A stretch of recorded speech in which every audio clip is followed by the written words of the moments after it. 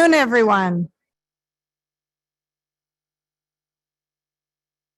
Good afternoon and welcome to the third annual Paul Streeten Distinguished Lecture in Global Development Policy at Boston University. I'm Jean Morrison. I'm the University Provost and Chief Academic Officer. And on behalf of our university community, I want to thank you all for joining us both in person, and it's wonderful to see a room full of human people, and all of you online as well. And for your support of the crucial work being done by the team at the Global Development Policy Center. We're living in a time of great uncertainty at the global level, economically, environmentally, diplomatically, culturally, medically, and unfortunately, militarily. We're also perhaps more interconnected at the global level than at any time in our history. Accordingly, the decisions we make across economies, fields, and societies will have major implications for years to come. And Boston University is committed to being a vital voice in this process and to being an engine for producing practical, relevant solutions on issues of global significance. It's precisely these conversations that the Global Development Policy Center, now in its fifth year of bringing together scholars across disciplines and campuses to discuss major societal challenges, is built to help lead. And it's where the Paul Streeten Distinguished Lecture plays a critical role each year in advancing new research and new dialogue. Before we go any further, I'd like to recognize and thank the Global Development Policy Center, the Department of Economics, and the Institute for Economic Development for sponsoring this event and bringing us together today. Specifically, I'd like to thank our host, Kevin Gallagher, and his talented team at the Global Development Policy Center, Professors Mark Reisman, Dilip Mukherjee, and Peter Doringer, and their staff in the Department of Economics, and our fabulous BU students here today working to support this event.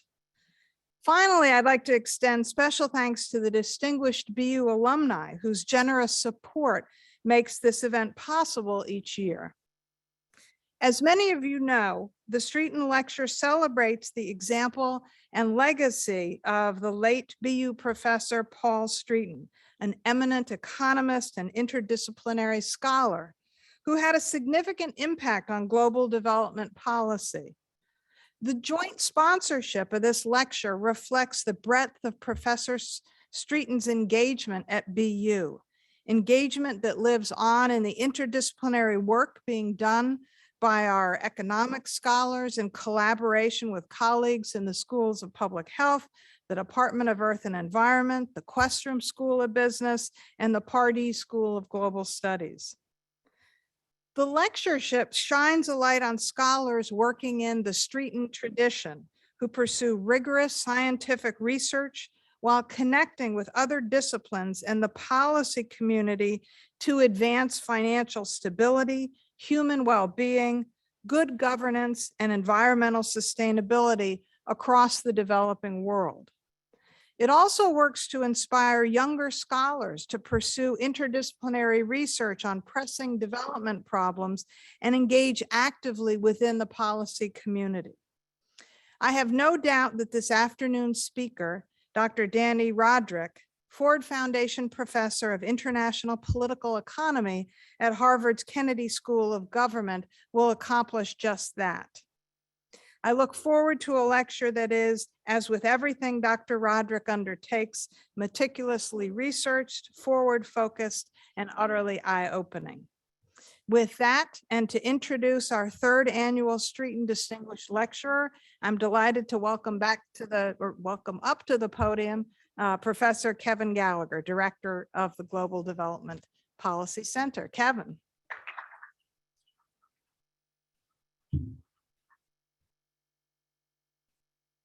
Thanks, Provost Morrison. It's great to see everybody here in person. As she said, I want to welcome Boston University students first and foremost, faculty, alumni, friends, and virtual participants. There's Those of you in virtual land, you can't see, there's almost 150 people here, and it looks like there's about 200 people out there. So we welcome all of you. I'm proud to welcome you to the third annual Paul Streeten Distinguished Lecture in Global Development Policy that, as Provost mentioned, celebrates the example and legacy of the late Boston University professor, Paul Streeten. My name is Kevin Gallagher. I'm a professor at the Pardee School of Global Studies, and I direct the Global Development Policy Center, or the GDP Center, as we like to call it. We're pleased to co-sponsor this annual lecture with the Department of Economics and its Institute for Economic Development, or IED, as I'll refer to it throughout this talk. Before I introduce this year's recipient of the Streeten Lectureship, Professor Dani Rodrik, I'd like to share a few words about who Paul Streeten was and a little bit about the history and trajectory of development research here at BU. Following Professor Rodrik's remarks, my colleague Dilip Mukherjee, Professor of Economics and Director of the IED, will lead us in a question and answer session. The event is hybrid, as I mentioned, and so those of you in the virtual world, you'll see in the bottom right-hand corner of your Zoom a Q&A button.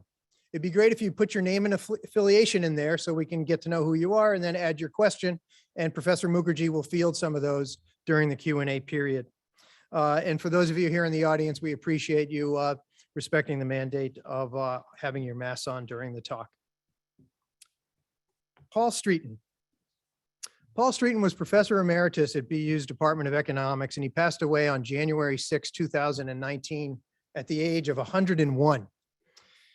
Thanks to the generous support of a BU alumna, the Economics Department, the IED, and the GDP Center, we're proud to establish this lectureship in his honor and to have his daughter Tish in the virtual audience. The inaugural Streeten Lecture was delivered by Joseph Stiglitz of Columbia University. The second was by Ann Harrison at Berkeley. And today we're proud to have Professor Dani Rodrik from Harvard. Paul Streeten was born in Vienna, Austria. Excuse me. Where'd I go? Paul Streeten was born in Vienna, Austria, served in World War II, and went on to teach at Oxford and the University of Sussex, where he co-founded and directed the renowned Institute for Development Studies. He later became a professor of economics here at BU from 1980 till 1993, where he was the founder and director of the World Development Institute. This distinguished lectureship honors Professor Streeten's economic research, his interdisciplinary engagement, and his policy work. Streeten made significant contributions to the economic theory of industry and trade. He published in the Quarterly Journal of Economics, the Review of Economic Statistics, American Economic Journal, and many others. He also founded what has become now the world's leading interdisciplinary journal of development studies called World Development. Paul Streeten put his academic work into action. Over the course of his career, he served as Deputy Director of the United Kingdom's Ministry of Overseas Development, Senior Advisor to the World Bank, and helped formulate the bank's policies on basic needs in the 1970s. His scholarly work, among that of others, laid the foundations of what later became the United Nations Human Development Index that emphasizes the importance of education and human health as essential indicators of development progress alongside rising incomes. He remained active well after his retirement. As a matter of fact, he came back here to Boston University in 2010 to deliver a lecture on technology and globalization at the Pardee Center for the Study of the Longer Range Future. And the annual Streeten Lectureship, as Provost Morrison mentioned, does three things. Number one, it honors the impact and legacy of Streeten scholarship. Two, the lectureship seeks to shine light on scholars working in this tradition who pursue rigorous academic research while connecting with other disciplines in the policy community to advance better development outcomes. Third, the lectureship hopes to inspire younger scholars to also engage in interdisciplinary research and to do policy engaged work at the same time. A little bit about development research at BU. Paul Streeten is part of a legacy here at Boston University and a strong trajectory with respect to development, which went back to about 1953 with the founding of the African Studies Center here at BU, which still thrives and goes strong. It's now at the Pardee School of Global Studies. In economics, this legacy began with Paul Rosenstein Rodin, one of the pioneers of development economics, who established the Center for Latin American Studies here in 1974 and played a role in being an architect of President Kennedy's Alliance for Progress at that time. In 1989, the Streeten Center and the Center for Latin American Studies and a bunch of other centers were all merged into the Institute for Economic Development in the economics department in 1989, and shifted their work more from policy-oriented work to rigorous academic inquiry. Santiago Levy was the first director, followed by Deborah Ray and Jonathan Eaton. And Dilip Mukherjee took over in 1998, and he's been the director ever since. We need to have a 25th anniversary party for you next year. The IAD continues to thrive. Last year, it hosted 3 core conferences. The annual THREAD conference, standing for Theoretical Research and Development, drew 200 participants worldwide. And the Northeast University's Development Consortium Conference included 180 papers, 49 sessions, and 700 participants worldwide. Finally, Professor Stefania Garetto, Yuhei Miyachi, and Natalia Raimondo hosted a big conference on trade last year. And the IAD also hosts regular visiting fellows and a seminar series that has become the place to present one's research on development economics. Development research now spans all across the university.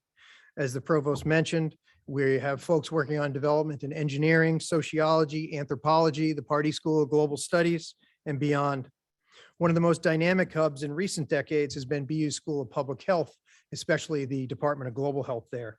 Here in the Questrom School of Business, there's a whole cluster and a new master's degree focusing on development and social impact investing. And they also host, for over 40 years now, the Hubert Humphrey Fellows Program, which I think some of you out there? No, none of those. Oh, here we go. Welcome. These are young professionals from emerging market and developing country finance ministries, banking sectors, and central banks. They've been coming here for 40 years. They spend a year here at BU. One of the most distinguished alum from that program is Jin Lachun, who's now the president of the Asian Infrastructure Investment Bank. He came here in October of 2019 to give a talk, his first time back since 1980. And that was the last time we've ever done anything live. So again, it's great to be with all of you here.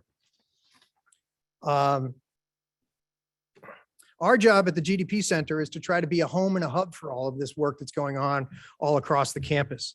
Specifically, our mission is to advance policy-oriented academic research for financial stability, human well-being, and environmental sustainability across the world. In the past 5 years, we've established 4 research clusters, one on human capital formation, another one on land use and livelihoods, a third on global economic governance, and a fourth on China's global economic footprint. We have 25 core faculty and 28 affiliate faculty and a staff of about 15 over here on 53 Bay State Road. These faculty come from Earth and Environment, Economics, Sociology, the Law School, Pardee School, Questrom School of Business, and the School of Public Health, just to name some of it. But we only start there. When we were inaugurated in July of 2017 in this room, we were inaugurated by Ban Ki-moon, and the room was full, and he said, I don't want you to just be another university-based think tank. I want you to put action next to your words. I want you to engage with the public on all of these issues. And we've taken that to heart and done that from the very beginning. We're regularly engaging with health ministries in Malawi and India on women's maternal health, as well as the labor ministry in Saudi Arabia on women's economic participation.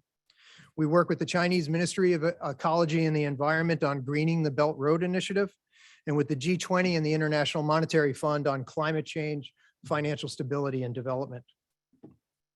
In a world of misinformation, we see it as our responsibility to also engage in the public discourse, and we spend a lot of investment in communications in both traditional and social media platforms.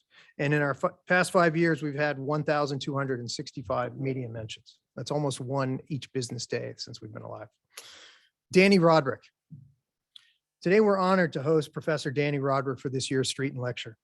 Professor Rodrik is the Ford Foundation Professor of International Political Economy at Harvard's John F. Kennedy School of Government, and he's the co-director of Economics for Inclusive Prosperity Network and the president of the International Economics Association. Professor Rodrik's research focuses on globalization, economic growth and development, and political economy. He's widely celebrated within economics, but also across the social sciences and in the global policy discourse. He's the author of numerous articles, over 140,000 citations, and a number of books, most recently Straight Talk on Trade, Ideas for a Sane World Economy, which was awarded the George S. Eccles Prize for Excellence in Economic Writing by the Columbia Business School in 2019. He's a recipient of numerous awards, including the Albert O. Hirschman Prize of the Social Science Research Council and the Vasily Leontief Prize for Advancing Frontiers in Economic Thought. He was included in Prospect Magazine and Politico Magazine's top 50 thinkers in the past few years.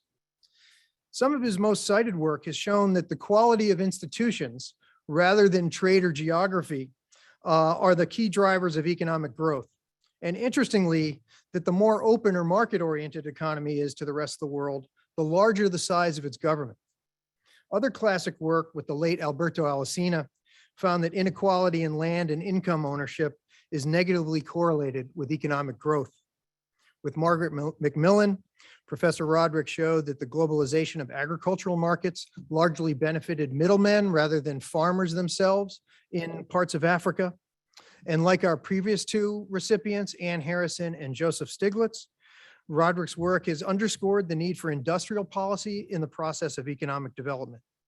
But parallel work on self-discovery and growth accelerations has showed that there's no one size fits all for economic development. With Ricardo Hausman, he's developed what's called growth diagnostics approaches, which help identify what a country's binding constraints are to development, so that countries can put in very specific and targeted investments that can unlock different kinds of economic activity. His book, The Globalization Paradox, sparked a bit of a revolution in the social sciences and those concerned with global governance. In that book, Professor Rodrik postulates that nations face a trilemma between national sovereignty, globalization, and democracy. As did Paul Streeten, Professor Rodrik has worked hard to translate his thinking in a variety of forms for a variety of audiences. Through his own blog, which I encourage you to follow, and his articles in the Project Syndicate. For decades, Rodrik has been applying insights of his academic work to understanding financial crises, trade negotiations, the rise of right-wing populism, and beyond. To shine light on scholars working in the Streeten tradition, to inspire younger scholars to research pressing development problems and engage with the policy community. Friends, I introduce you to Dani Rodrik.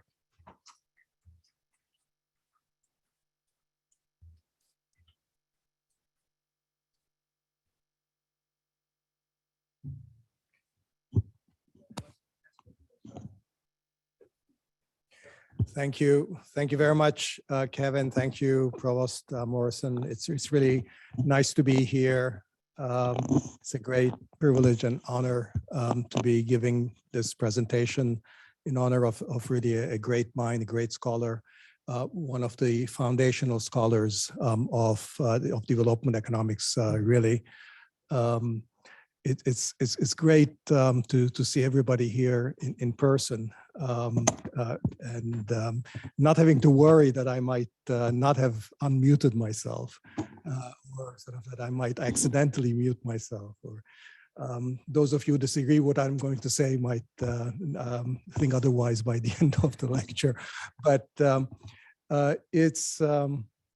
I was privileged to get to know Paul Streeten a little bit when I came as a young junior economist to Cambridge, and then so I was very much aware of his activities both here at BU as well as his leadership in this journal that Kevin mentioned, the World Development. Remember attending a couple of conferences with him and being the beneficiary of his wisdom. What I'm going to be talking about today, I'd like to think is in the tradition of thinking in development economics that reflected some of Paul Streeten's concern and the concerns of many of his contemporaries. The emphasis that I want to place, here is the clicker, is particularly on the last word of my title, strategy. And this is something that contemporary thinking on development does not really emphasize a whole lot of. Much of today's writing and scholarship and thinking, including in the policy domain in development, is really more narrowly on the question of particular policies, particular policy interventions, and their effectiveness or lack thereof. If we build schools, will more children, more girls go to school? Will their learning increase? If we build roads, will farmers be able to sell their produce in markets?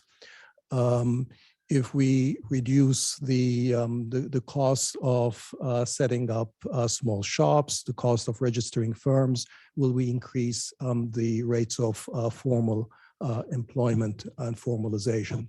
All of these questions and many other similar questions are, of course, very, very important. And a lot of development economics today is really about finding out rigorous ways of thinking about the effectiveness of these different kinds of policy interventions.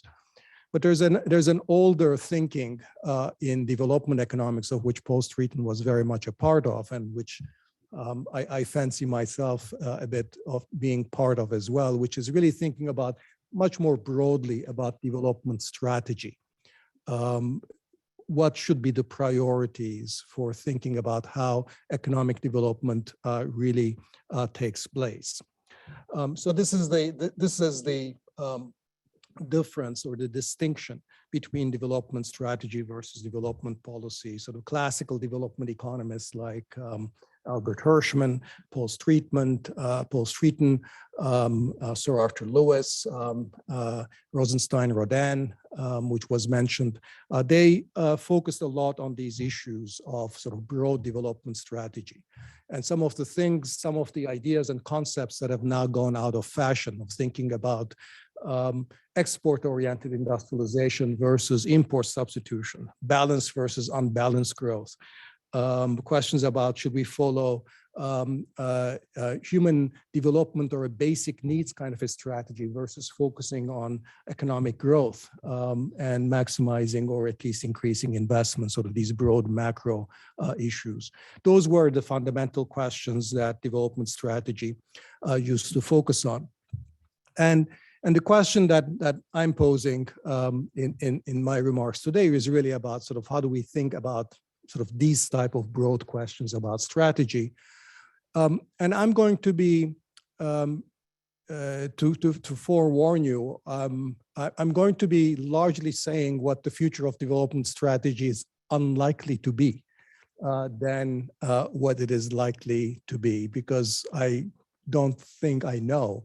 I'll give you some hints about what I think that strategy might look like, but I'm very far from having a very good sense of it. So it's really, unfortunately, in that sense, part of what I'm going to say is more negative than I'd like it to be.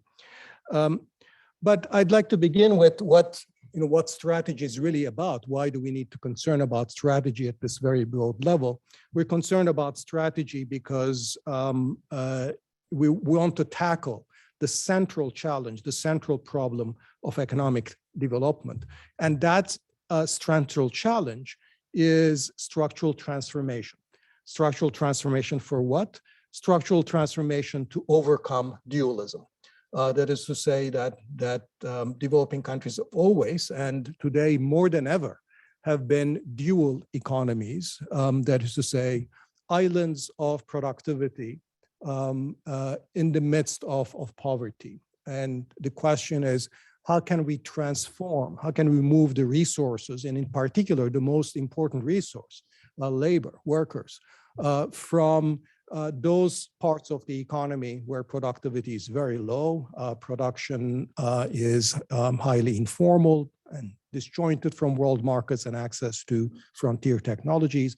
How can we move those parts of the economy into the modern parts? So the classical model of dualism from Sir Arthur Lewis sort of talked about the modern versus the traditional parts of the economy. Sometimes we think about modern industry versus traditional agriculture, or the formal part of the economy versus informal. Those are all different ways in which we discuss this problem of productive dualism.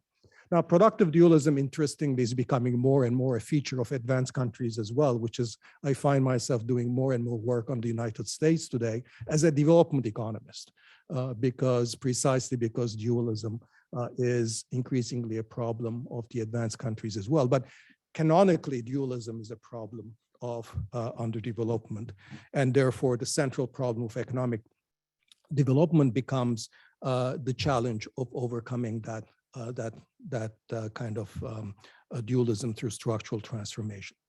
Now, the traditional way in which we overcome this problem is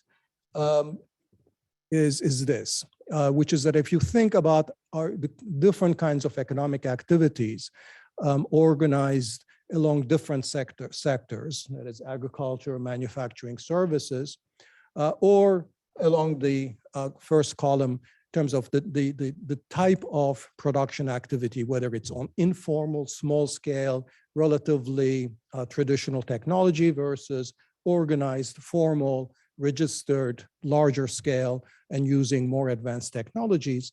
The traditional pattern of structural change is that we start in an economy with the bulk of its resources in agriculture. And then over time, there's a process of industrialization. Workers come out of the countryside into manufacturing and associated services. That's essentially the most significant mechanism for driving economic growth. It's at the foundation of modern economic growth. There's a reason we call the Industrial Revolution the Industrial Revolution. That's the formation of modern industries. But what typically happens in the course of this industrialization is that you get relatively unskilled, less educated, unproductive farmers doing traditional subsistence work. You get them into urban areas to transform them into urban workers, and their productivity might be working in a modern factory 2, 3, or 4 times what their productivity would be in the countryside. That productivity gap is the foundation of economic growth. And of course, then you have the second arrow that kicks in after you become a middle-income country. As you get richer, then more and more of the economy's activities start to move into services. That's the traditional model. And the more rapid this transition has been historically, the more rapid is economic growth. So this process in England or in Northwestern Europe, in Germany, maybe took a century and a half. In the United States, maybe they did it in a century or less. Then Japan did it in a few decades. South Korea did it in 2 or 3 decades. China did it even faster. But the more rapid you did this, the more rapid was economic growth and the pace of economic development. This is the standard recipe. And the questions about strategy becomes then, how do you promote rapid industrialization? What is happening today is very, very different. It's not that people are not coming out of agriculture. This is still going on. So in that sense, sort of it looks like there's a similar process of structural transformation going on. At least there is, workers are moving out of agriculture and they're moving into urban areas,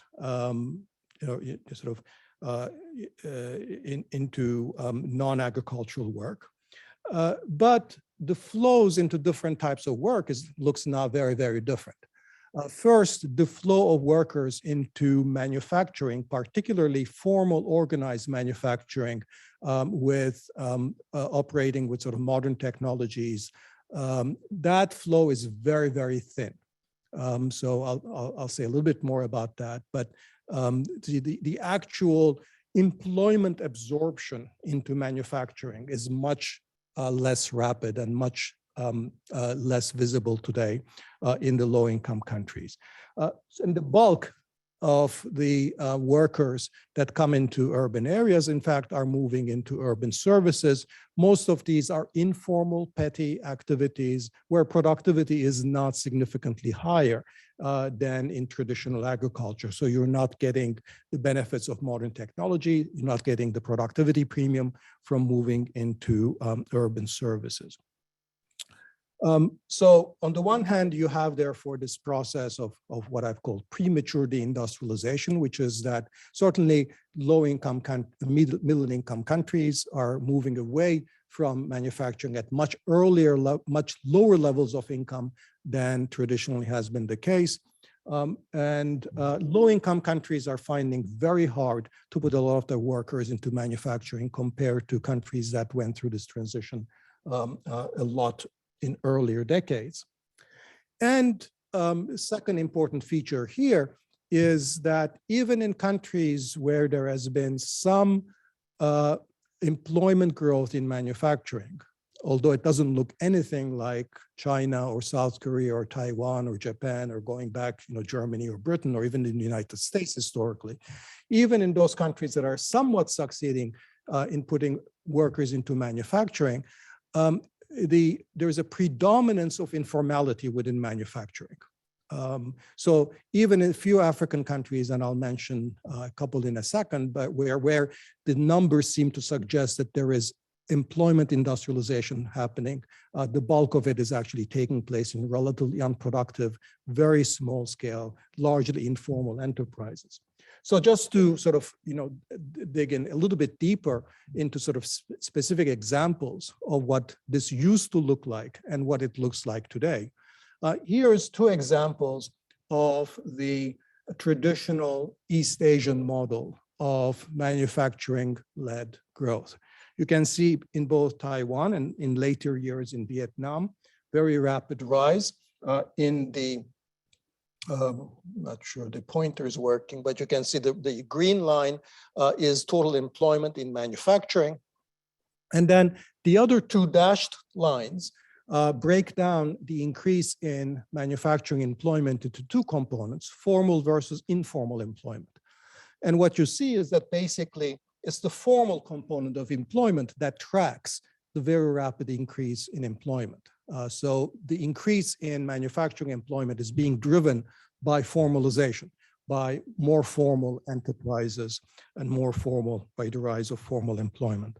Let's look at sort of what's been happening more recently in two African countries. One of them, Ethiopia, that is almost always cited as a relatively recent and successful experience of industrialization. So if you've read, until about a couple of years ago when the conflict really took over, sort of almost all accounts of Ethiopia stressed Ethiopia's success with industrialization, with growing, inward investment from China and a few other countries in manufacturing, and the gains in Tanzania have been less clear cut, but that's sort of the other African country that's represented here. Again, the green line is total increase in employment, which is increasing in both cases in manufacturing. But now look at the difference when we break this up between formal and informal employment, particularly in Ethiopia, which is really the striking case, because that's the one case of apparent industrialization success in Africa. Formal employment is essentially totally flat. All the increase has been in small scale informal enterprises. And why? Again, the reason that that's important is not that we care necessarily about the labels. We care about the type of enterprises that's included. That's when you look behind these numbers into the kind of the productivity of individual firms and how rapidly productivity is growing, we find that in fact productivity in these informal firms in manufacturing has been essentially stagnant. Okay, so there is now dualism, not just in the economy as a whole, but there's actually increasing dualism within manufacturing in these countries. When we look at sort of firms and we disaggregate them according to size, according to formality, what we find is that the very large firms are doing very well indeed. They have good productivity performance. And the small firms, the informal firms, are doing very poorly in terms of productivity. But that is compounded by the fact that all the employment is going into the small firms with the poor productivity. So it's not the productive firms that are expanding, it's the unproductive firms that are expanding. So essentially, it's the informal firms within manufacturing that's sort of absorbing the employment growth. And it's a bit of a puzzle to understand why this is happening. And there are a lot of sort of standard traditional explanations for why we might be getting this. But without spending too much time on the individual hypotheses about why we might have this process of this kind of dualism being reproduced within manufacturing, I don't think any one of them necessarily accounts for the full picture. And what we in this work that I'm summarizing with some co-authors, Mia Ellis, Jinshan Jiao, and Maggie McMillan, one thing that we have focused on is the nature of technology today in manufacturing. When we look at manufacturing, in particular, the large firms, which are doing well in terms of productivity, it turns out that these firms, whether they're in Ethiopia or in Tanzania, are in fact very, very capital intensive. They're using technologies that are extremely capital intensive. So if you look at, if you normalize capital labor ratios in the Czech Republic to 100, or you just normalize, you take Czech Republic as a country that's obviously much, much richer than either Ethiopia and Tanzania, you normalize it to 100, and then compare, for example, the income levels, the per capita GDP of our African countries. They're sort of less than 10%.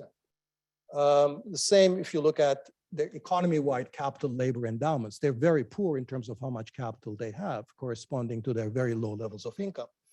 But if you look at the large firms, the most productive firms, with how much capital they're using or their capital intensity, they're actually quite comparable to capital intensity in a country that's sort of so much richer than they are. So the key point here is that not only are the largest firms in the ones that are doing much better in a productivity sense, have very large capital labor ratios, that even the exporting firms, the ones that are supposed to be more labor intensive, like textile and garment firms in these countries, are also extremely capital labor intensive, much more capital labor intensive than these economies' endowment ratios would indicate, and much closer to capital labor ratios in countries that are much, much richer. And furthermore, capital labor ratios in these firms have increased much more rapidly. Now, to some extent, there's nothing wrong with this because a process of capital deepening is part of the process of economic development. But what seems to be happening in these countries is that the only way that you can actually absorb new technologies is by borrowing technology from the rest of the world, where those technologies are extremely capital and, by the way, also very skill intensive.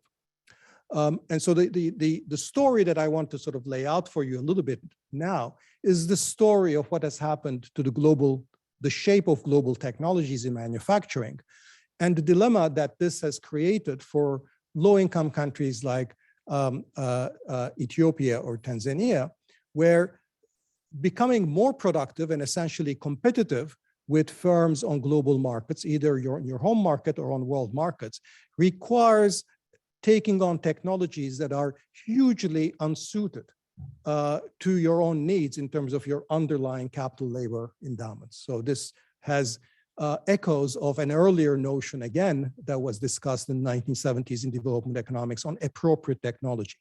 So the frontier technologies in manufacturing have become more and more inappropriate with regard to the needs of low-income developing countries. And this matters a whole lot more because now we're talking about manufacturing as a largely globally integrated market, where natural protection levels are much less than they used to be.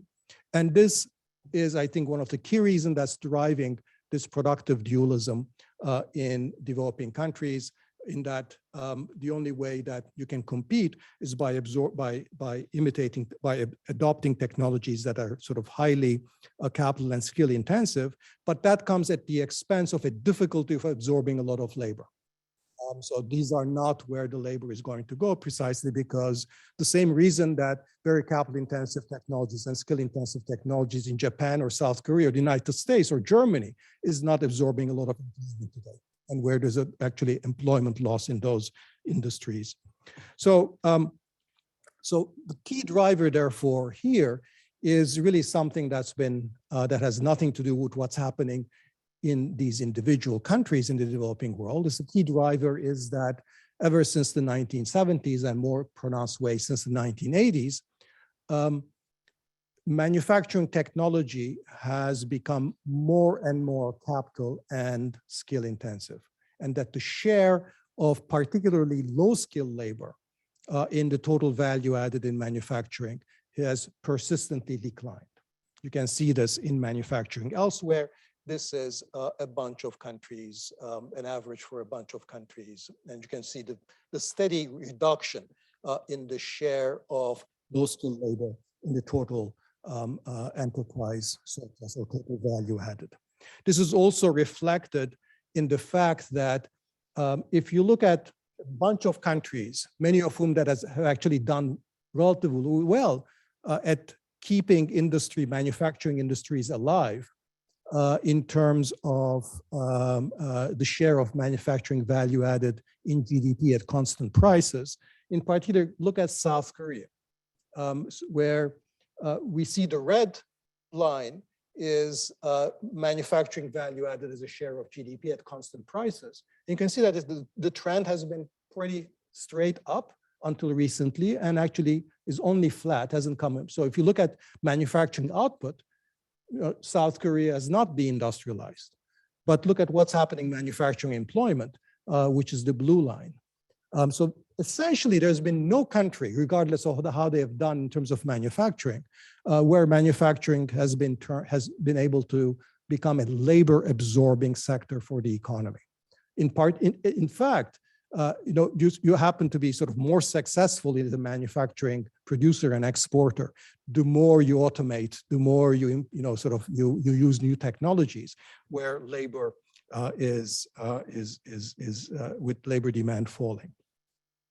You see this also in what's been happening in global value chains. And global value chains are important because they are the primary vehicle through which technologies are transmitted into developing countries. So if you're an Ethiopian firm or Tanzanian firm or a Bangladeshi firm that wants to be part of a global supply chain or a global value chain, you're going to be achieving that by essentially using technology that your partners, other firms in that supply chain or value chain are going to ask you to use. You don't have actually a lot of choice if you want to produce up to their standards, to their quality levels, then to use the kind of technology that's going to be acceptable to that. And the quality requirements means that you have limited ability to use highly labor-intensive techniques. And so when you look at the kind of technologies that are being used in global value chains over in the period since 1995, and you look at the types of labor that are used more and less, you can see that essentially there's been a significant skew in the direction of higher skilled labor and significantly less use of low skilled labor in these value chains. So let me step back here and try to put this in the context of a very simple, really very, very simple analytical frame to understand the kind of choices that individual firms face when they're competing in a global environment where the frontier technology is becoming more and more capital and skill intensive. What kind of choice then these firms in low-income countries face, and what that implies for the structure of employment and the composition of employment. So this picture looks a little complicated, but it's really easy. So let me begin. So what I have is think about this like a representative firm. And I have the cost curves with sort of represented here with two kinds of technologies, and forget the dashed curve for now. So look at the two continuous curves. Let's assume that we start with a world in which firms, let's say in Ethiopia, have access to two kinds of technologies. There's a capital-intensive technology and there's a labor-intensive technology. And then they face a world market in which they have to sell their goods at world price PZ. So that's the constraint that they face. They need to be competitive at a world's price P0. Now, the way that I've drawn this, firms were going to look at this, say, look, the costs, unit costs with the labor-intensive technology are much lower. It's cheaper to produce with labor-intensive technology. Why? Presumably that's because the old standard comparative advantage story. You have a lot of labor. Labor is cheap. Producing with the labor-intensive technology is going to be more advantageous. So what will firms do? So in this initial equilibrium, what they'll do is they'll choose the labor-intensive technology, which allows them to produce at lower cost, and they'll produce Q0 units of output at price P0, world price P0, right? So that's the initial equilibrium. Now let's consider what happens when there is this innovation frontier moves, but it moves in a biased way, so that it actually essentially globally, the only technology that improves is the capital-intensive technology. So I'm taking an extreme case. So nothing is happening to the labor-intensive technology, and that's sort of the costs for the labor-intensive technology shift down. I'm sorry, the cost for the capital-intensive technology shift down because of this skill or capital-intensive by capital bias technological change globally. And that as a consequence of this global innovation, global improvement in technology, that global prices are also going to fall. And here, what I've drawn is that they fall to P1. Global prices fall because of global technological change. Now, there's one important thing to notice here is that the vertical shift downwards in the capital-intensive technology that's available to the firm in Ethiopia is lower than the world price fall from P0 to P1. Well, precisely because capital is scarce in Ethiopia, they don't benefit nearly as much from a global improvement in the capital-intensive technology as firms in the much richer West or in the rest of the world would, so that the real cost they would face with a capital bias technological change is less than the actual drop in the prices on world markets that's driven by the same shock, because advanced countries are advantaged by that type of capital technological change. So global prices fall P1, but as I said, the downward shift in cost for the capital-intensive technology in Ethiopia is less than the shift in global prices. And that's the most reasonable way to think about that is because there are higher capital costs in developing countries, or there might be technology transfer frictions and so forth. So what is now going to happen? Even though the reduction in the cost of the new technology is lower, given that the world prices are now at P1, the labor-intensive technology is no longer viable. Because the unit cost for the old labor-intensive technologies everywhere above world price P1.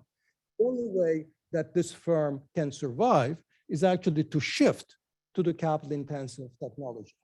But of course, its costs now having fallen by less than the reduction in world prices, that means that the output also falls from Q0 to Q1.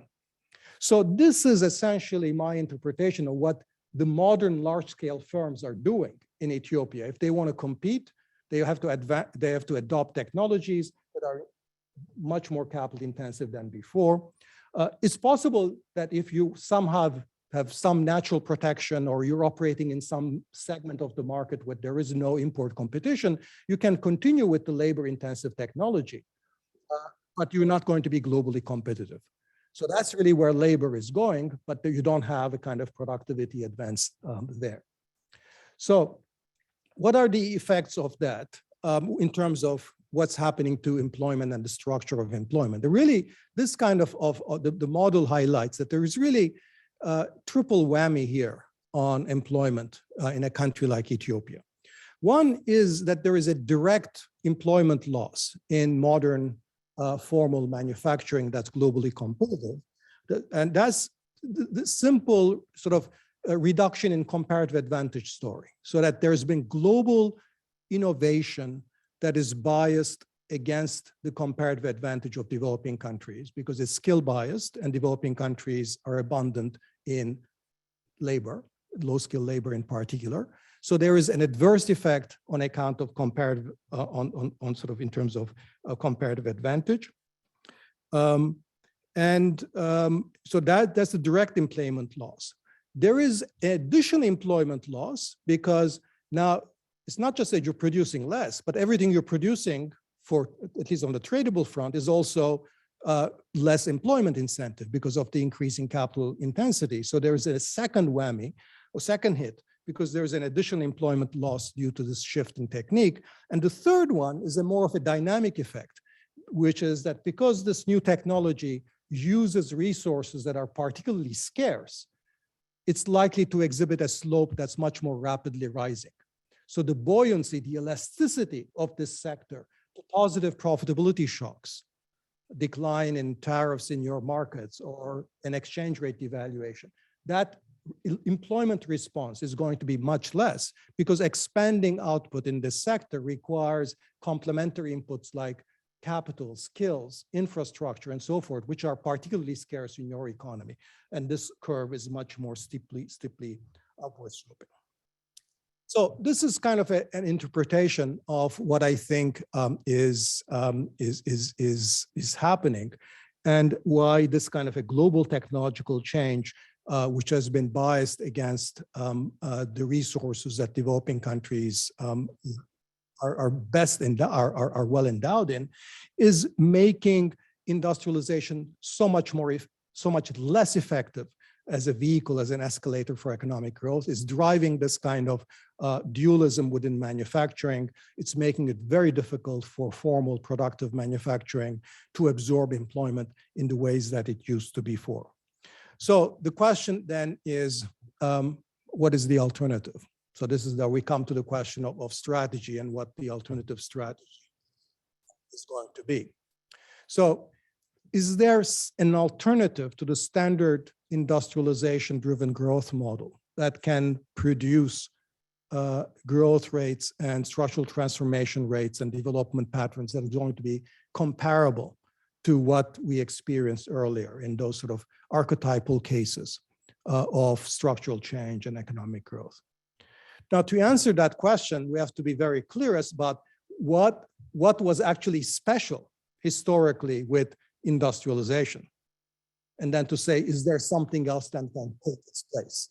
This is where my pessimism is going to start to kick in, because I'm going to say that these things, these features that manufacturing had, and that was key to why it played that special role, those features really don't exist in other parts of the economy. So what are those features? Really three things that operate together. One is that you had to have a sector where it's easy to catch up. Technological convergence is possible, right? In the language of growth theory, manufacturing was a sector, formal organized manufacturing, factory manufacturing, was a sector where you had unconditional convergence. Once you got these factories, it was relatively easy to converge towards the productivity frontier. It was relatively easy to copy what was being done, right? That's number one. The second is traditionally that manufacturing was labor absorption. You did not need a lot of skills to work in manufacturing as a production worker, okay? So you could use a lot of skills, so that there was very little constraint on the supply side to expand, because you had this reserve army of unskilled labor that could go into manufacturing. You were not constrained on the supply side. And the third feature was that you were not constrained on the demand side either, because manufacturing was tradable, and you as a small country faced essentially an infinite market globally. And so there were no constraints on the demand side either. this historically is what made industrialization such a potent driver of economic growth. The productivity benefits you could get from it, the relative lack of constraints on the supply side, because you could keep on increasing manufacturing on the basis of resources that were relatively cheap at home. And third, that you could keep on producing, you were not constrained by the size of the home market. You could keep on expanding for the world market. What has happened now, of course, is that number two is no longer true, and that's why manufacturing no longer works as a driver. So what could the alternatives be? Alternatives, agriculture or services. Agriculture. Without question, there are significant productivity gains possible in traditional agriculture. In fact, in a lot of African cases, including Ethiopia, increases in agricultural productivity has been very important in terms of driving economic growth. And certainly there are lots of possibilities in non-traditional agriculture as well. Ethiopia, for example, benefited from cut flowers. That was a big cut flower industry came out. Non-traditional, you can export vegetables, fruits, non-traditional cash crops. But I think the problem with an agriculture-based strategy for driving structural transformation is that it's very difficult to imagine that agriculture, in whatever productive form, will go back to being a labor-absorbing sector. In fact, historically, the more productive agriculture is, the more it sort of ends up releasing labor to the rest of the sector. And even though in Latin America, for example, in areas like soybeans and some other areas we've had with precision farming, precision agriculture, and so incredible increases in parts of agriculture. But that has had the same kind of feature as the kind of manufacturing I'm talking about, which is actually fairly capital intensive. So I can't think of any case where we've had ongoing development and growth together with the agriculture sector expanding its share of employment in the economy. So that's the problem with agriculture. What about services? Well, services tend to be of two types. Again, sort of very crudely. Now, there is a sort of high productivity tradable segment of services, IT, finance, insurance, business services, BPO, sort of call services and things like that, of that kind, which share some of the productivity dynamics of manufacturing and where technology can be absorbed. But the problem is that they're typically quite skill intensive, again, compared to the typical profile of a low-income country. So even countries like India and the Philippines, which have done very well with these kinds of tradable services, sort of the amount of the workforce that have been absorbed into these services, tradable services, have been very, very small. The rest, of course, are these low productivity, non-tradable services, petty retail, sort of informal services in urban areas, which is where employment has been going into. But it's very difficult to imagine these under current trajectories as kind of the growth poles because they're sort of non-tradable. Okay, so this is where my dilemma is, and this is where I really don't have an answer. And the question is, one thing that I sort of conclude from all of this is that it's going to be very difficult to achieve the kind of growth rates that successful industrializing countries in the past managed to achieve. So the ceiling on growth, if you're doing everything right, has come down because that ceiling was determined by the possibilities of industrialization, and that's not working very much. And I think we'll need to think of an alternative kind of strategy that is much more focused on creating better jobs in the sort of the service sectors and the small and medium-sized enterprises, often in the informal parts of the economy. So relatively achievable improvements in productivity in the sort of the medium segment of the economy. That might not be the most productive, it's certainly not the most competitive parts of the economy, but at least have some potential for achieving this transformation from lower productivity to somewhat more higher productivity kind of work. So this is a strategy that I call a kind of a good jobs kind of a strategy that's sort of trying to spur relatively good firms that can absorb workers. They're not going to be the large-scale exporters or the most tradable parts of the economy. They're going to be mostly in services. They're going to be mostly small and medium-sized enterprises. It's not going to give you Chinese or South Korean or Taiwan rates of growth, but it has the greatest potential, I think, of achieving both economic development and also inclusion, because it's a capacity to achieve better growth, than better jobs at higher productivity rates than what we have in the kind of formal economies. So what that means is that if you think about where development policy is going to, sort of as I see the future of development strategy, I said development policy really should be development strategy. So we have currently a kind of a poverty reduction and social protection model that essentially focuses in terms of this matrix. First on sort of improving the fundamental endowments of the poorest people in the economy. So investments in education, health, training, and so forth.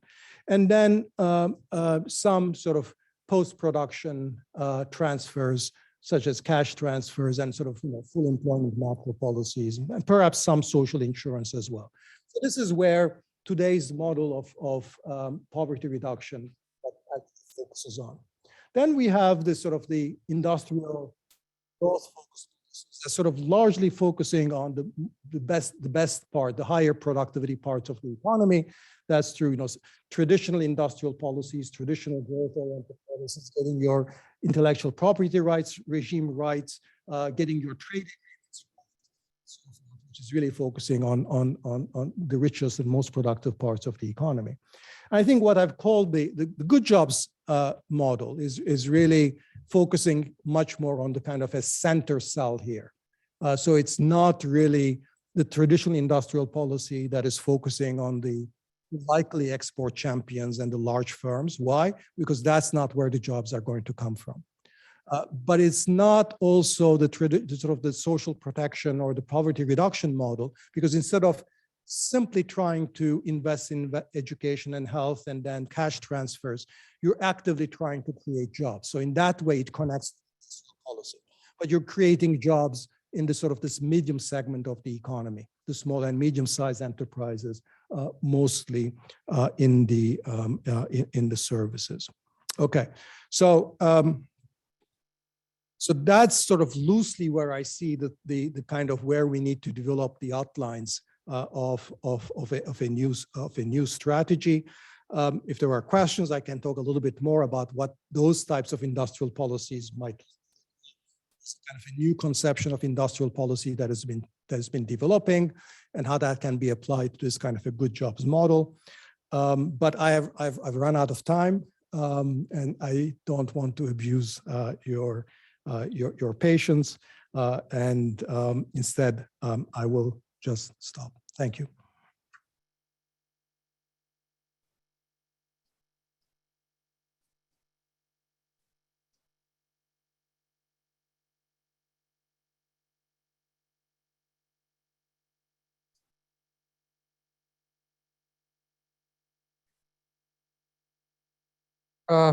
Dani, for an exceptionally clear presentation. And of course, we understand the problem. And of course, it's a very difficult question how to go from here. I've already have some questions in the Q&A asking about, what can poor countries do? So I'm here mainly to moderate the Q&A. And so I will take questions both from the live audience as well as from the remote audience. Please keep your questions concise. Make sure that we have time for a number of different questions. We are somewhat time constrained. So raise your hand if you're here, and if you're remote, then type your question into the Q&A, which is what I'll be monitoring, not the chat. Okay? And we have a tradition with the Streeten lecture that the first question has to come from a student. All right? So a student over there. Okay. Yeah, if you could. and speak loudly. Hi, my name is Jessica. I'm an Econ MA student here at BU, and my question is, what role do you think development banks should play in creating a national development strategy? Do you mean by development banks, do you mean multilateral development banks or local development banks? Either. Yeah, first of all, I do think that there is now a kind of a renewed role and rationale for national development banks. So the development banks used to be very common in the developing world, and then they went out of fashion. The rationale was to provide long-term credit for projects. And I think there is a role for long-term development banking, both to fulfill a credit role, but also to kind of fulfill the role of being a conduit for productivity enhancements in different parts of the economy. So I think one thing that development banks, when they do well, they do is they get into the nitty-gritty of individual sectors. They know what the constraints are. They have a good idea of what kind of technological transformation might be possible. So this, so a kind of development banking that entails both a credit function and a kind of a cost discovery function or a productivity enhancing function. So I think I would like to see some emphasis on that in the way that the KfW in Germany, for example, does, or the BNDES in Brazil used to do. So that's a kind of a role that I'd like to see. Now, multilateral development banks, I think. They play a dual role. One role is to provide development finance. The other role, which often has been a much more important role, they become a vehicle for ideas about, what the right development policies and strategies are. So, I think there's a greater openness on the part of development banks to do that. But I think not necessarily all of them are very well placed to do this, because I think the work has got to be done locally. When you think about the kind of productive development and industrial policies, I barely scratched the surface of talking at the end of my presentation here. It's not even clear you can do it at the national level, but it has to be done relatively locally, because if you're working with small and medium-sized enterprises, you cannot have the Minister of Industry sitting at the capital city doing that when you're talking about millions of enterprises.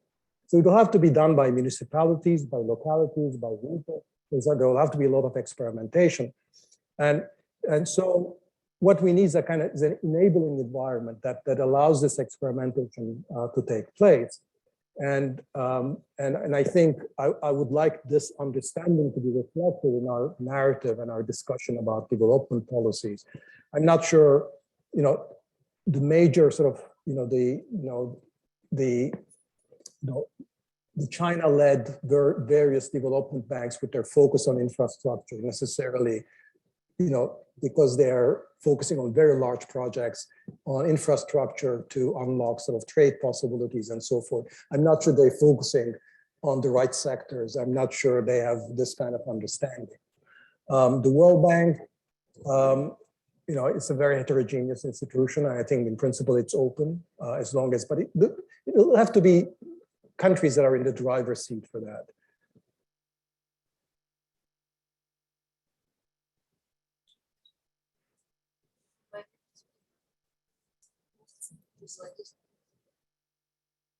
Microphone. Sorry. I'm Neva Goodwin, and Paul was my dissertation advisor and became a dear friend. And what I wish is that you could put your last two slides back up and give us a few minutes on each. So the question is, I might have planted that question. I get another extra 5 minutes to, well, thank you, Neva, for asking that question. So this is really, I have to back up here because So when we talk about industrial policy, I think most of us have this idea of East Asian industrial policy. And our picture of how industrial policy in East Asia worked is that there were these wise government officials, planners, and ministers that decided every 5 years which sectors or which industries they were going to promote. So there was this picking the winners, and then they decided ex ante what the instrument for supporting those sectors would be. So South Korea had these export subsidies and credit subsidies. Taiwan had these tax incentives. So industrial policy traditionally was, tell me what sectors you picked and tell me what instruments you're using to support them.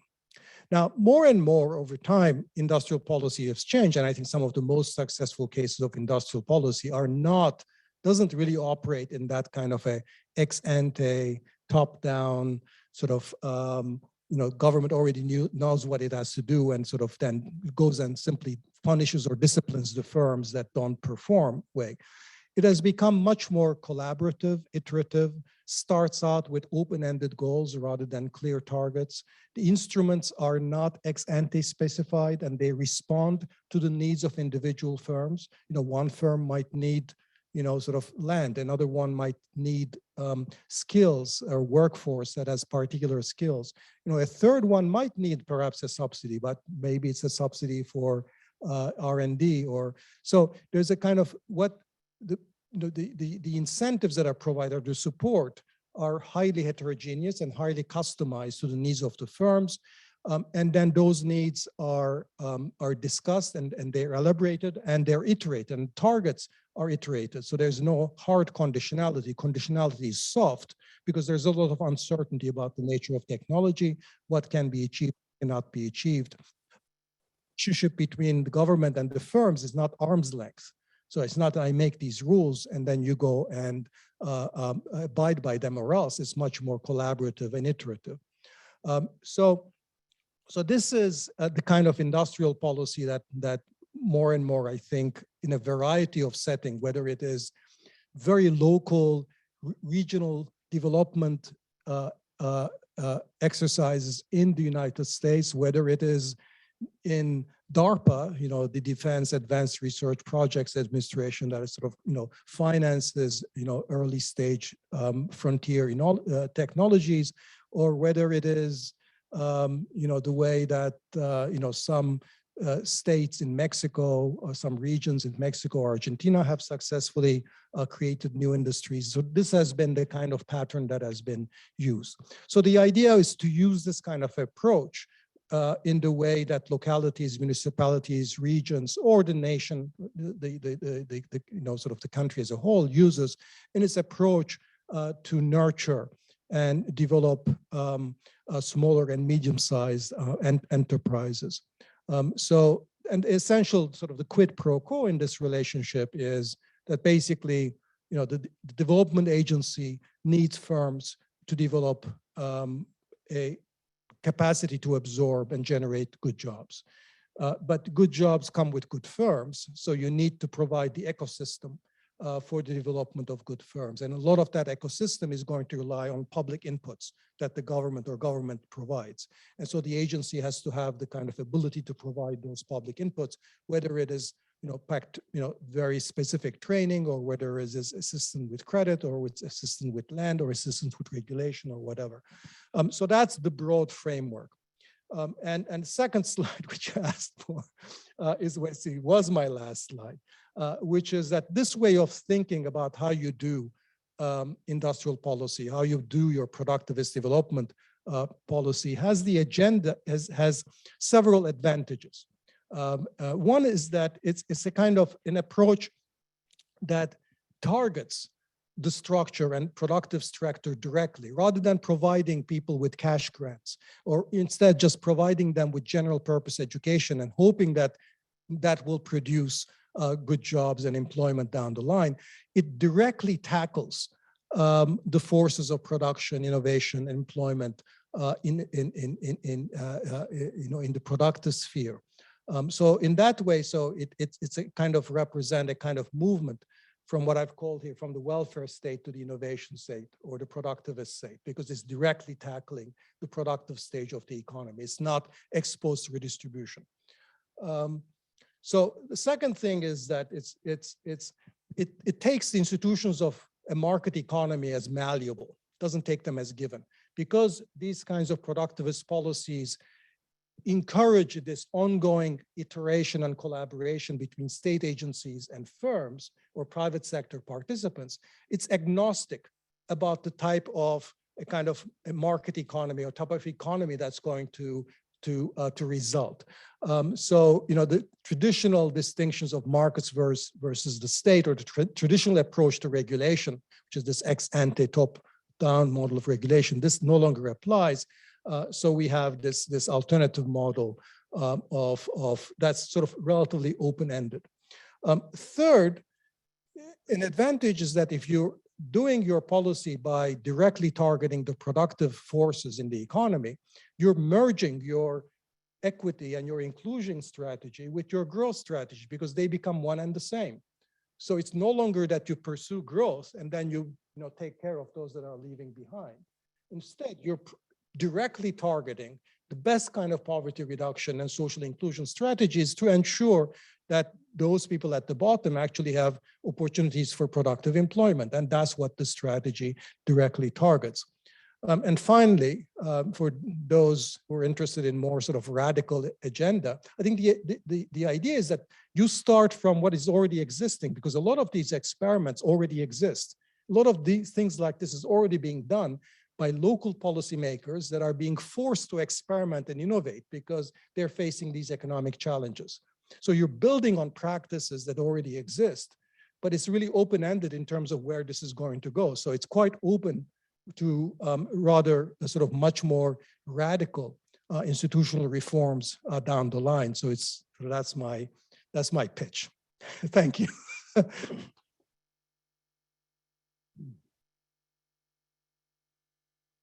Okay, I'm going to take one or two questions from the Q&A from the remote audience.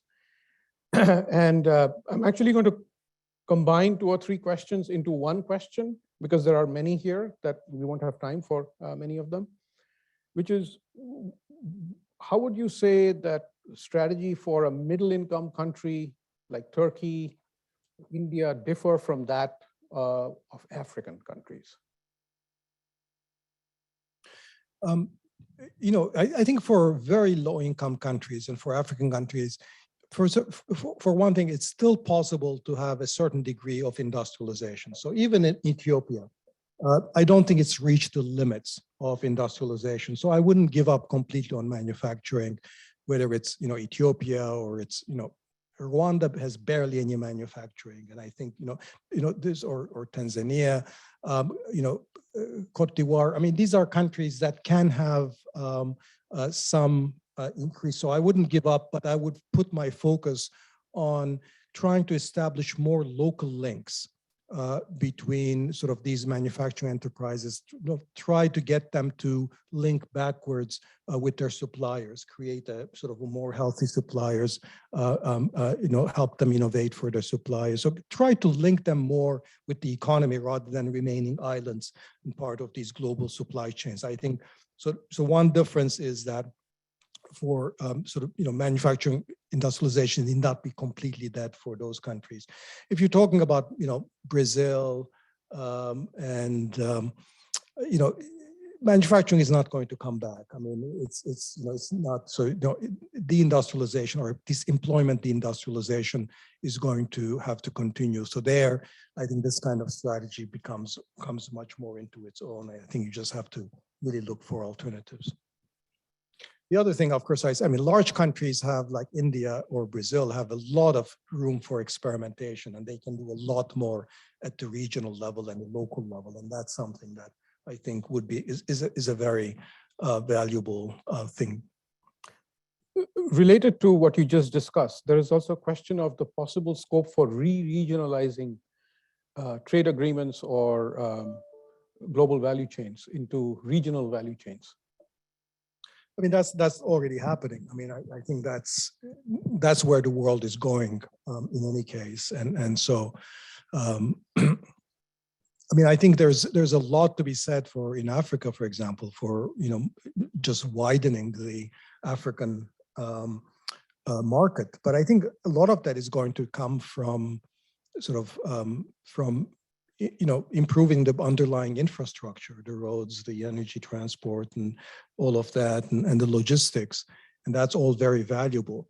But I wouldn't look at the African common market as really that's what's really going to drive growth, because that does presume that the tradables will be, the part of the economy that's not only growing very rapidly, but also is going to be absorbing a lot of employment. That's my concern. I think that's where we're going to end up being disappointed if we put our emphasis on the trade strategy. And that's no longer going to work. I mean, what's worked for South Korea and Taiwan and China, it's not going to work for low-income Africa.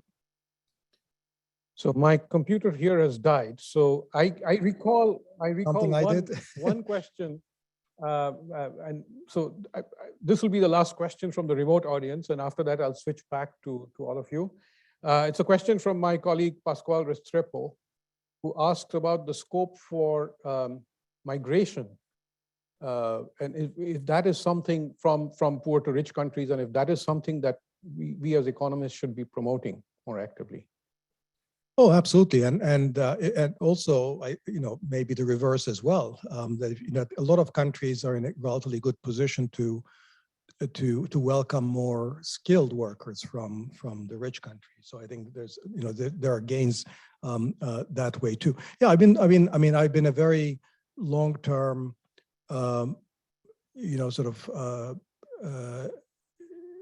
advocate of liberalizing at the margin the restrictions on low-skilled workers and temporary workers from the developing countries in the rich countries. I mean, that as an economist, for an economist, that's such a no-brainer, because that's really the part of the world economy where you have the largest, highest barriers.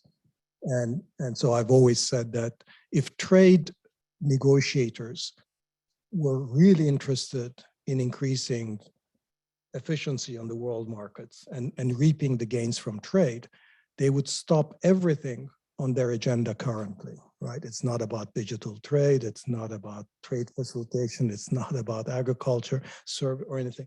It's really about restrictions on the mobility of low-skilled workers, and the gains there are huge. Now, so I think that fight is still worth fighting, because anything you can do at the margin is going to help. But I think there are a lot of sort of institutional prerequisites for that. I mean, one thing is that since we're going to get at best kind of increases in quotas for temporary workers, we're not talking about complete free mobility. That's a politically non-starter. We need to think about ways of making these quotas really, truly temporary. So in the ideal world, what you would have is that basically revolving 3 to 5 year temporary worker visas for workers from the developing countries to come and work in the advanced countries. And then there's the question is, how do you make that temporary? You need to have a set of incentives, both on the sending countries and on the receiving countries, to ensure that this revolving door really works, so that people, some workers come in 3 to 5 years and go back, and then new workers come in from the sending countries. That's also a way to maximize knowledge and resource transfers and so forth, and have more people get access to this benefit. But you need to be able to do this with due regard to issues about human rights and concerns about the power of employers to compel workers if this temporary limit and the quotas are going to be enforced and so forth. So there's a lot of practical issues. I think it can be done, but it necessarily will have to remain limited. But it's certainly worth. This is the one frontier of globalization where we really should push harder on, compared to so many other frontiers, I think, where we're pushed too far on.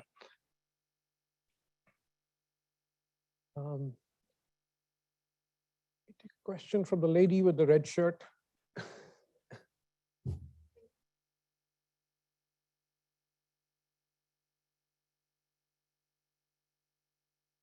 And I have to say that having spent 2 years in Uganda amidst the pandemic, I'm actually very optimistic because people are incredibly resilient. But that being said, you briefly touched on the role of China.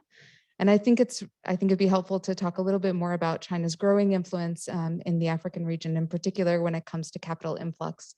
So if you could talk about that a little bit more. Thank you. No, I mean, I totally agree with you on the optimism and the resilience. Africans' own optimism about their region has completely been transformed. I mean, I'm old enough to remember that not just sort of foreigners, but Africans themselves were very, very pessimistic about the development prospects. And today is very different. There's a huge amount of entrepreneurial energy and optimism about the future of Africa. And that's absolutely great. Now, I worry, however, that this is also resulting in a certain amount of lack of preparedness, precisely because Africa had relatively high growth in the period before the pandemic, due to factors which were largely temporary, which I can't coin. I mean, but there were, it was good growth. It generated a lot of poverty reduction, produced a middle class, produced a business and entrepreneurial class, and it was very good. But it was not a growth that could have been, that these countries would have been able to continue even without the pandemic.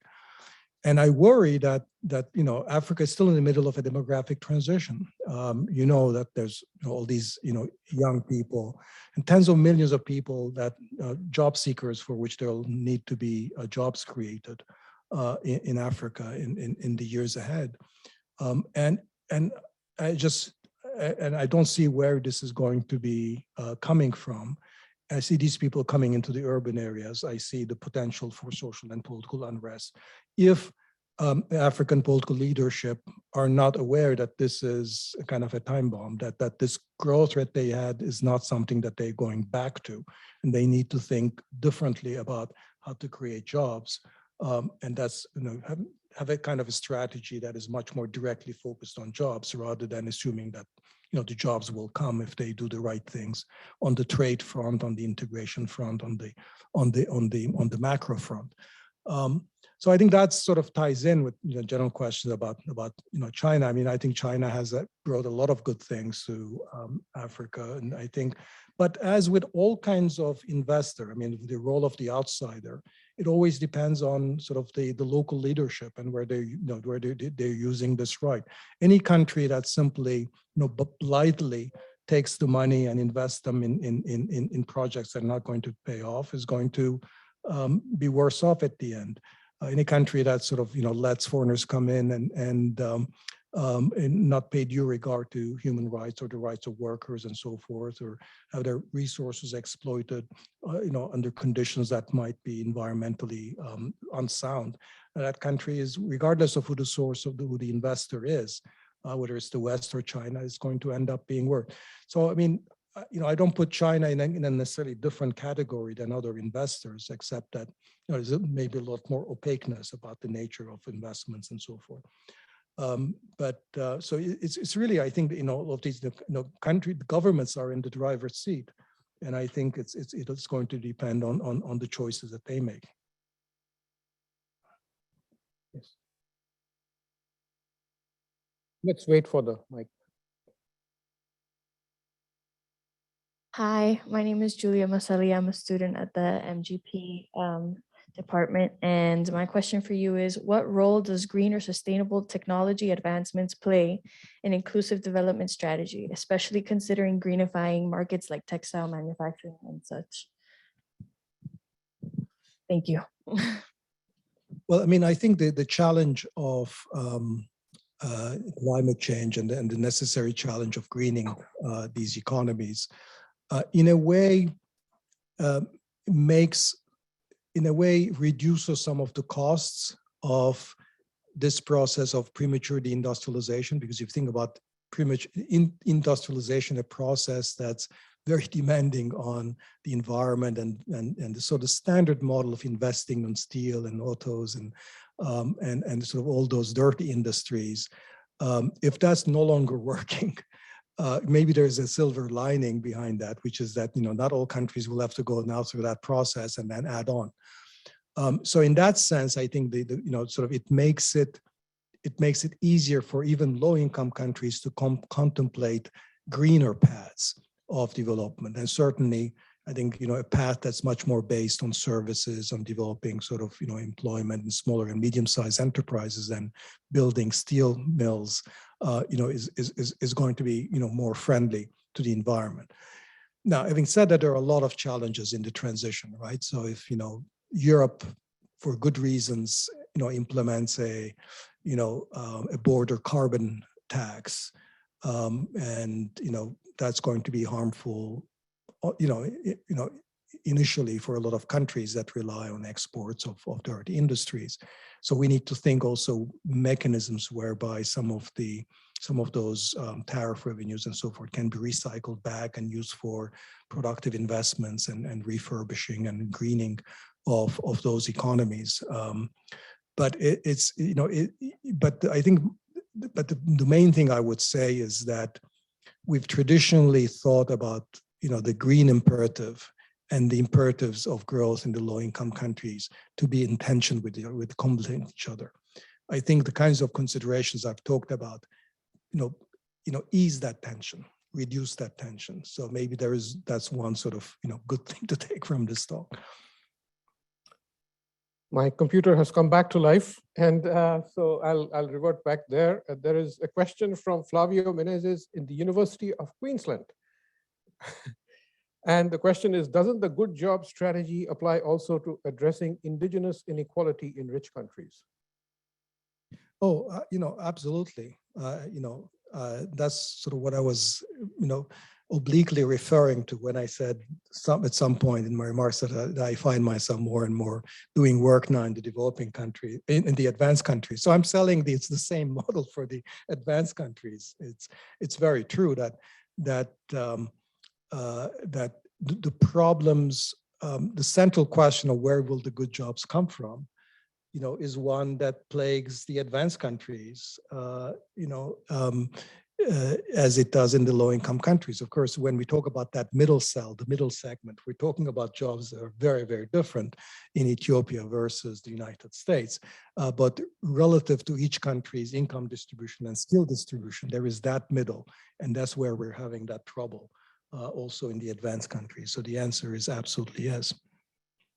In fact, in the pre-lecture meeting, you described the current project that you've taken on, which is sort of working on regional development projects within the United States. Would you like to say something about that? Yes, so that's sort of very much inspired by some of the conceptual sort of framework that I just laid out here in terms of a good job strategy. And the idea is that if you travel around the country, you find that a lot of local development officials and agencies and workforce sort of directors and have been engaged in informally creating these kinds of public-private partnerships where they bring a lot of stakeholders together, try to nurture firms, and so there is a lot of this kind of local industrial policies have been under the radar screen, and we know a lot about incentives that different states provide or municipalities provide to attract large investors like Amazon, but we know a lot less about this sort of very informal ongoing work to nurture local productive ecosystems. And so what we're trying to do in this work with my colleague Gordon Henson is develop an actual quantitative database on the basis of these local labor markets to see what kind of policies are being actually used. And then hopefully we'll try to integrate this with a more sort of cross-national work as well.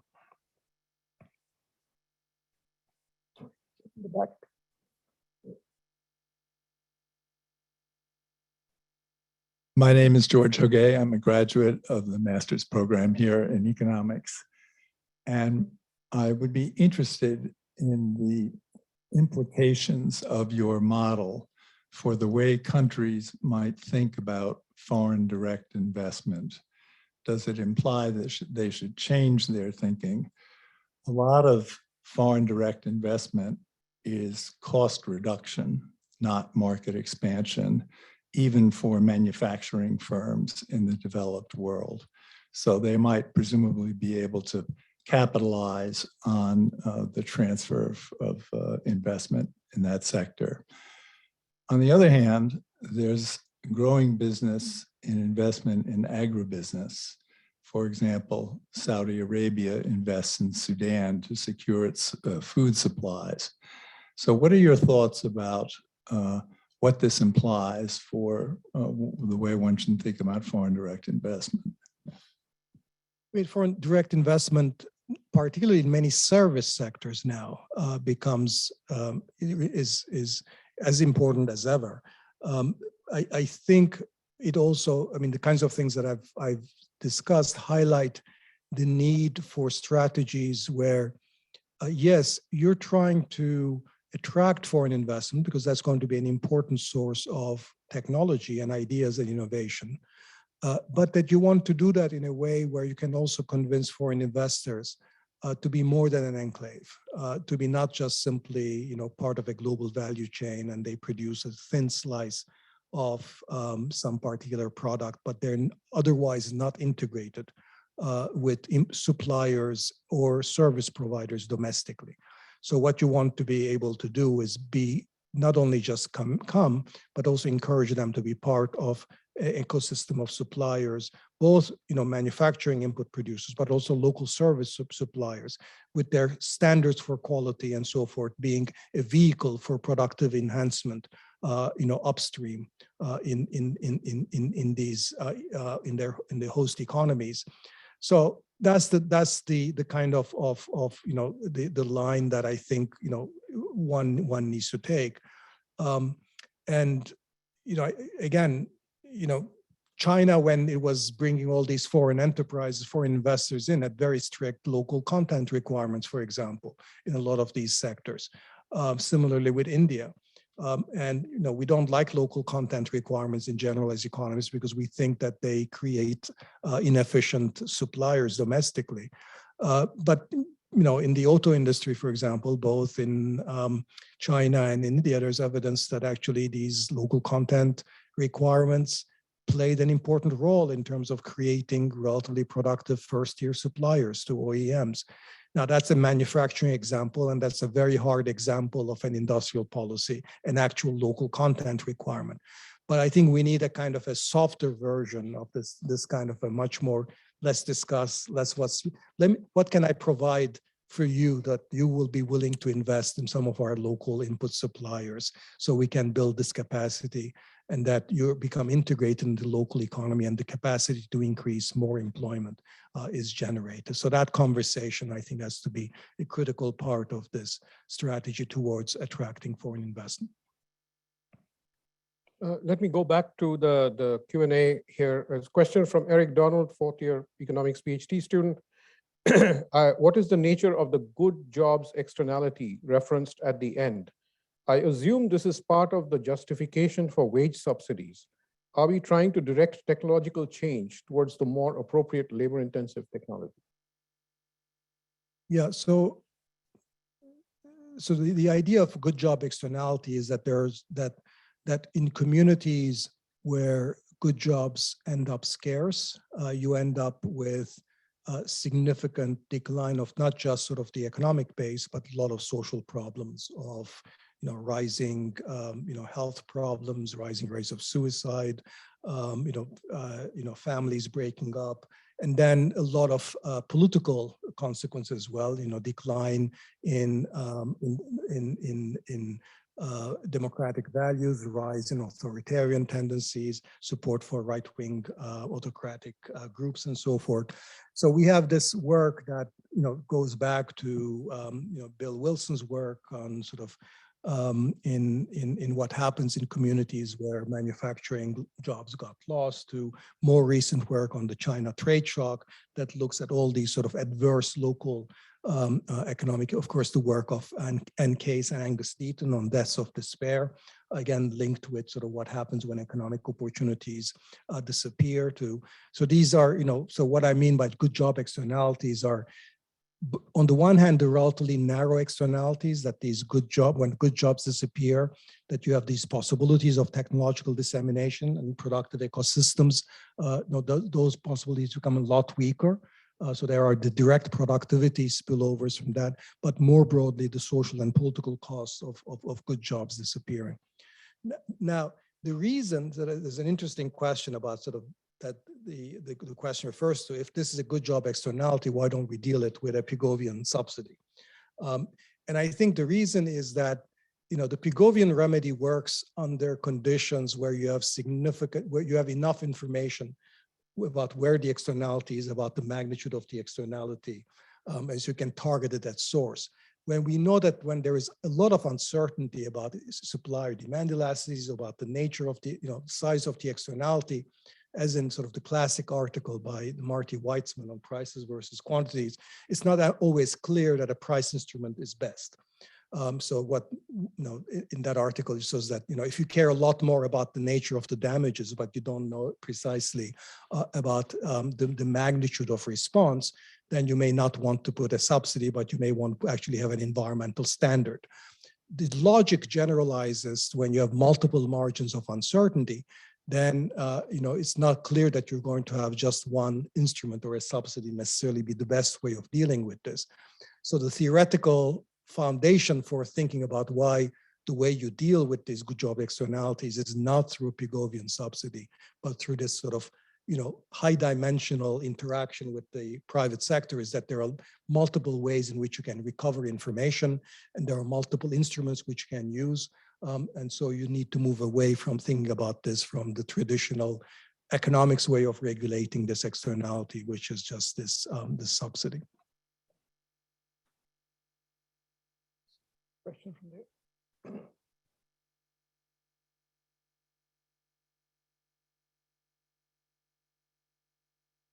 Okay. Hi, my name is Xiomara. I'm a sophomore at Boston University. And my question is, you suggest that agriculture, tradable high productivity and non-tradable low productivity can be alternatives to standard industrialization. However, would you say that developing countries with high industrializing potential need to adopt all three of these alternatives, or can they be individually pursued? So I think there's a sense in which, the strategy would encompass elements of all three. So for example, for a low-income country, since most of the poor people, or at least a lot of the poor people, are still going to be in agriculture, and there are a lot of opportunities for improving agricultural productivity, both through agricultural extension and transfer of technology, but also through diversification into new crops. So it always makes sense to do as much as you can to enhance productivity in agriculture. So you don't want to completely leave that sector out. But you need to be aware that in fact, the better you are at solving the problems of agriculture and agricultural poverty, the more people you have in urban areas who are looking for jobs. So then the question becomes, what do you do there? Again, for a low-income country, you don't want to necessarily completely shut out manufacturing and the industrialization path. There is always going to be some of that still possible, but you'll have to focus a lot more than any of the traditional approaches implied in terms of, how do I work with these smaller and medium-sized enterprises? And how do I think about helping informal firms, not as social safety, not as part of my social policy? So a lot of countries actually sort of support through credit and other policies, smaller firms. But effectively, it's a kind of a social policy in disguise, because you're not doing anything to increase productivity in those firms. You're still letting them to survive so they can stay alive. So it's like social policy. What I'm saying is you have to work with them and find ways of, where the more entrepreneurial among them, the more likely to be positive productivity trajectory can opt into programs of productivity enhancement. So you're doing this in a productivist way rather than as social policy.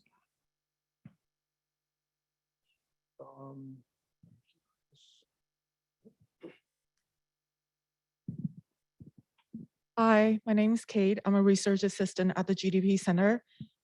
We just talked about transitioning from welfare states to innovation states. My question is, in your view, how could a developing economies or governments best incentivize innovations?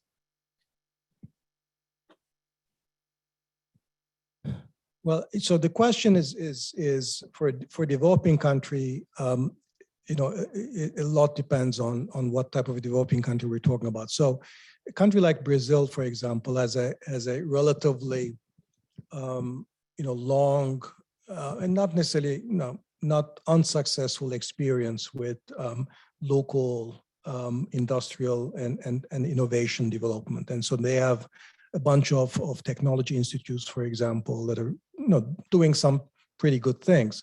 So I think the main thing I would say that these kinds of considerations imply for those existing innovation efforts is going to be to make researchers and R&D institutes in those sort of, you know, middle income countries to understand that what they want to do is not replicate what they're doing, what is done in the advanced countries.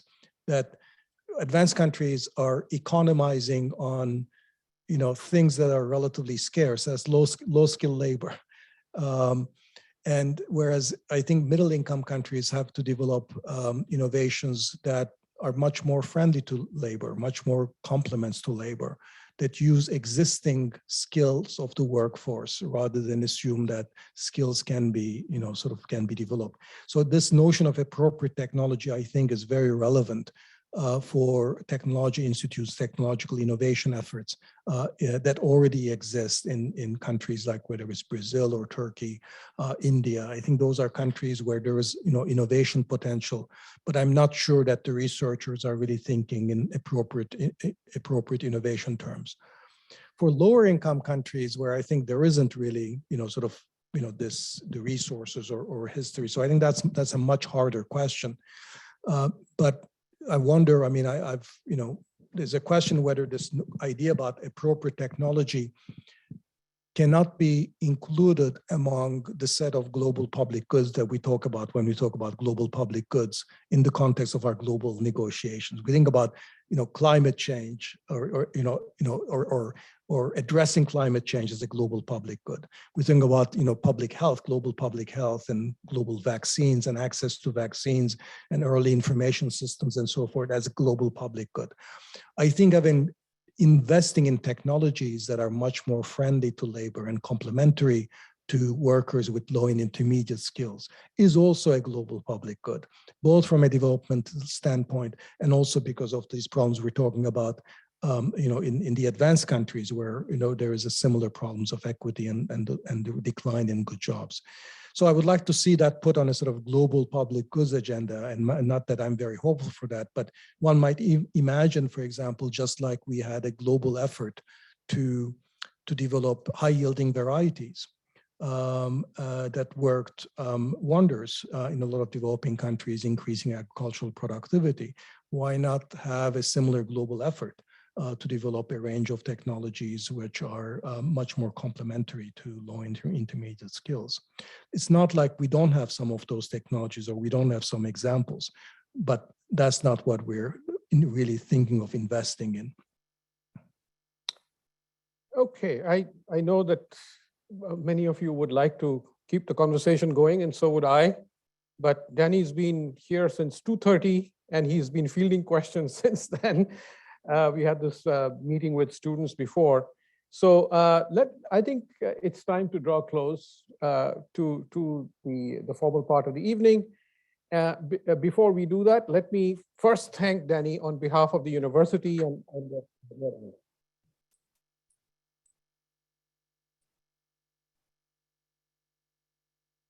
And I would like to thank the main organizers from the Global Development Policy Center, Kevin Gallagher, Maureen Haidt, and Victoria Puyat, From the economics department, my colleague Peter Doringer, Jake Stroutman, and Jay Ong, and finally Greg Carlo from the alumni office. So with that, I call for an end to the formal part, and now the informal part starts in the hall room just outside. There is a reception, so please feel free to mingle. I think Dani will be here for another half an hour or so. So if you have a few burning questions, certainly address him, and well, enjoy. Thank you very much.